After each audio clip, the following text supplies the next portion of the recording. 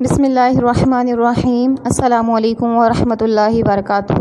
بیٹا جی آج ہم نے باب نمبر 4 جو کہ زکوٰۃ ہے، اس کا تفصیلی سوال نمبر 1 زکوٰۃ کا مفہوم اور اس کی فرضیت بیان کیجیے، آج ہم اس کے بارے میں پڑھیں گے۔ تو سب سے پہلا پوائنٹ ہے زکوٰۃ کا مفہوم۔ تو زکوٰۃ عربی زبان کا لفظ ہے جس کا مطلب ہے پاک ہونا، نشوونما پانا، بڑھنا۔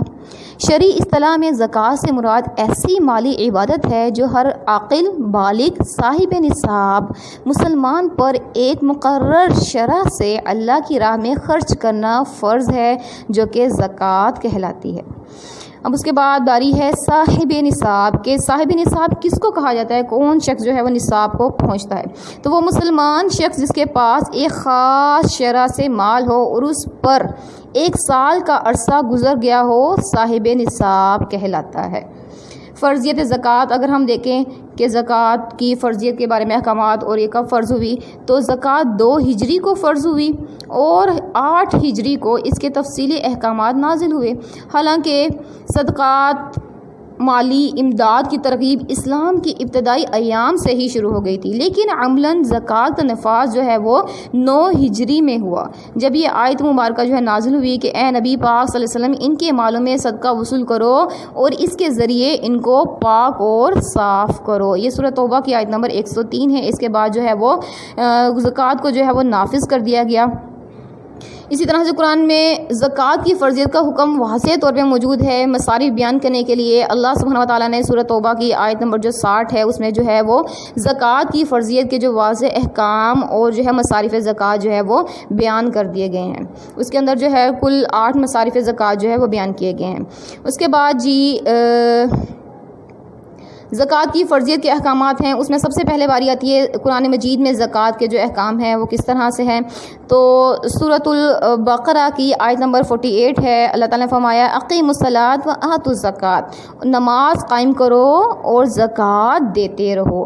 اسی طرح سے اللہ سبحانہ و تعالیٰ نے سورۃ البقرہ کی آیت نمبر 267 میں بھی اللہ تعالیٰ نے جو ہے وہ زکوٰۃ کی فرضیت پر زور دیا ہے اور فرمایا کہ اے ایمان والو اپنی پاکیزہ کمائی میں سے اور زمین میں سے تمہارے لیے ہماری نکالی ہوئی چیزوں میں سے جو ہم نے تمہیں دیا ہے اس میں سے خرچ کرو۔ یعنی کہ اب ایک چیز یہاں پہ یہ چیز بیان ہوئی ہے کہ اللہ تعالیٰ نے جو ہمیں چیزیں عطا فرمائی ہیں ان میں سے جو پاکیزہ ہیں، یعنی کہ جو ہم رزق حلال کماتے ہیں ان میں سے زکوٰۃ ہم نے ادا کرنی ہے۔ رزق حرام یعنی کہ حرام چیزیں ہمارے لیے کھانا اور استعمال کرنا جائز نہیں ہے، تو اس میں سے زکوٰۃ تو دینا بالکل بھی نہیں۔ اب احادیث میں اگر ہم زکوٰۃ کے احکام دیکھیں تو اس میں ہے کہ ایک مرتبہ ایک قبیلہ اسلام قبول کرنے آیا، آپ صلی اللہ علیہ وسلم نے انہیں بنیادی عقائد نماز کے ساتھ زکوٰۃ کی ادائیگی کی بھی تلقین کی۔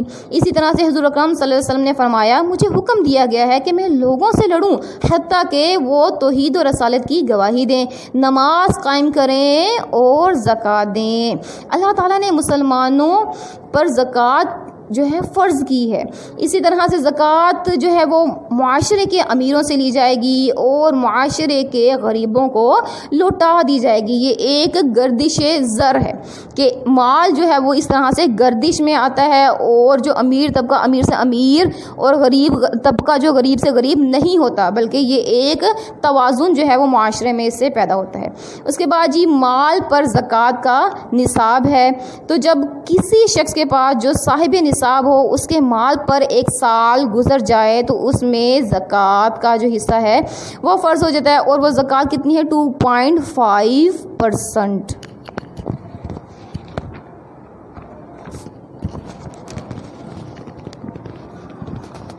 تو سونے چاندی پر اب دیکھیں زکوٰۃ، سونے چاندی پر زکوٰۃ اس طرح سے کہ جس کے پاس 7.5 تولے سونا یا 52.5 تولے چاندی یا پھر اس کی مالیت کے برابر نقدی یا سامان تجارت اپنی حاجات اور ضرورت سے زائد ہو، تو اس پر سال کا عرصہ گزر گیا ہو تو اس کا جو 40واں حصہ یا 2.5% بطور زکوٰۃ دینا فرض ہوگا۔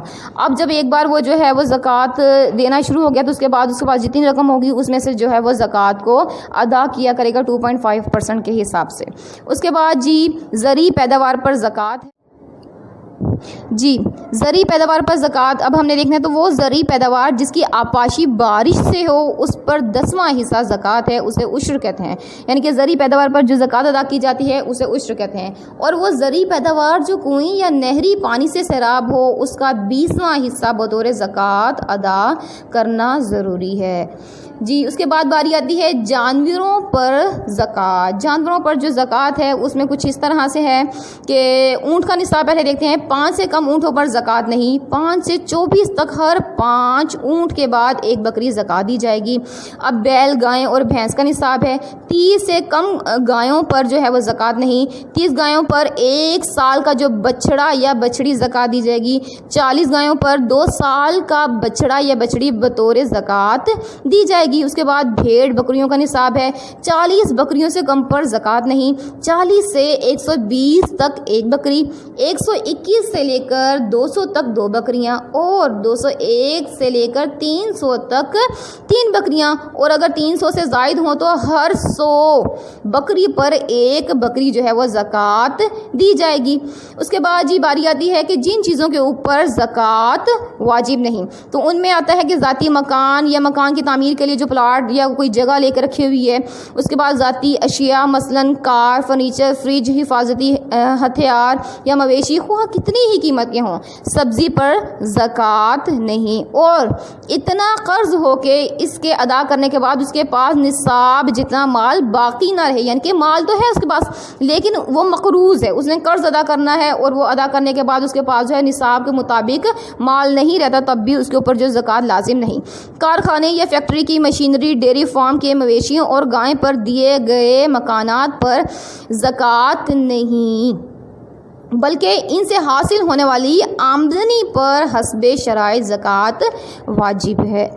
جی تو خلاصہ کلام ہے آخر میں کہ الغرض زکوٰۃ ایک فرض عمل ہے جس کو ادا کرنا ضروری ہے، اور نہ ادا کرنے پر سخت وعید کی خبر سنائی گئی ہے۔ یہاں پہ ایک حدیث مبارکہ بیان کرتی جاؤں کہ نبی پاک صلی اللہ علیہ وسلم نے فرمایا کہ جو کوئی بھی جو ہے زکوٰۃ کے مال کو ہڑپ کر جاتا ہے اسی دنیا میں اور زکوٰۃ ادا نہیں کرتا، تو وہ زکوٰۃ کو جو مال ہے وہ موٹا اور کالا گنجا سانپ بن کے اس آدمی کے گلے میں ڈل جائے گا، اور اس کی نشانی کیا ہے کہ اس کی آنکھوں میں جو ہے وہ سرخ رنگ کے نقطے ہوں گے۔ وہ اتنا زہریلا ہوگا کہ اگر دنیا میں اپنا جو ہے وہ زہر پھینک دے تو زمین پہ کوئی پیداوار نہ ہو، تو وہ سانپ اس کو ڈسے گا اور کہے گا انا کنزو کا و انا مالو کا، کہ میں تمہارا خزانہ ہوں، میں تمہارا مال ہوں جسے تم سنبھال کے رکھا کرتے تھے۔ جزاکم اللہ خیر۔ السلام علیکم ورحمۃ اللہ وبرکاتہ۔